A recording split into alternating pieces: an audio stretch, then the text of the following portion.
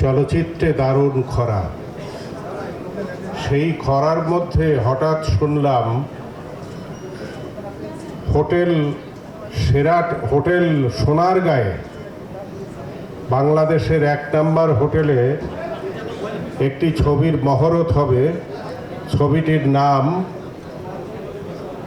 গুলশানের চামেলি। ছবিটির পরিচালক আমার ছোট ভাই ইকবাল। ইকবালের প্রায় সবগুলো ছবিতে অভিনয় করেছি আমি। জানি না এই ছবিতে আছি কিনা। যদি থাকি তাহলে ভালো লাগবে কাজ করতে।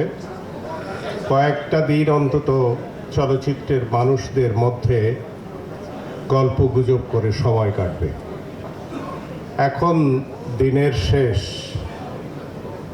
চলে যাবার সময়। লোভটা সামলাতে পারছি না, একটা অপকর্ম করে ফেলেছি। আপনারা এখানে যারা প্রযোজক সমিতির ভোটার আছেন তাদের প্রতি অনুরোধ, আমি অপকর্মটি করেছি হলো কোনোদিন প্রযোজক সমিতিতে কোনো পদের জন্য দাঁড়াইনি। এইবার ইসি কমিটির একজন মেম্বার আমাদের গুলজার এবং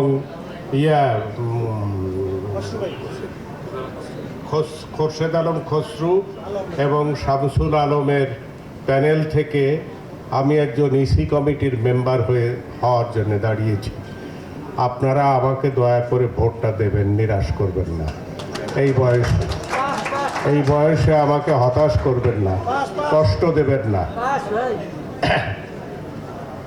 গুলশানের চামেলি, আমি গল্প জানি না, তবে আমি ডিরেক্টরকে জানি। ডিরেক্টর ইকবাল খারাপ গল্প নেবে না, খারাপ ছবি বানাবে না, এই ভরসা আমার সম্পূর্ণরূপে ইকবালের প্রতি আছে।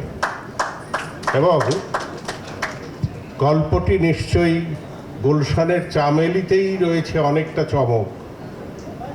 গুলশানের চামেলি নামের মধ্যে দারুণ আর্ট এবং বাণিজ্য সমৃদ্ধ একটি নাম রয়েছে।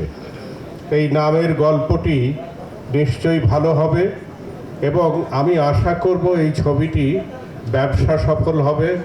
আমি প্রাণ ভরে দোয়া করি ইকবাল যেন সাফল্য লাভ করে, ইকবালের আশা যেন পূর্ণ হয় এবং জাহাঙ্গীর যে ছবিটির জন্যে অর্থায়ন করবে, আমি আশা করব জাহাঙ্গীরের অর্থ ফেরত আসবে এবং লাভ হবে। আপনারা সবাই চলচ্চিত্রের মানুষ, চলচ্চিত্রটির জন্য দোয়া করবেন। চলচ্চিত্রটি যেন ভালোভাবে তৈরি হয় এবং মুক্তি পায় এবং ভালোভাবে ব্যবসা করে। সবাইকে ধন্যবাদ এবং সবার কল্যাণ কামনা করে শেষ করছি। দেশে দেশে সবার সাথে দ্য নিউজ।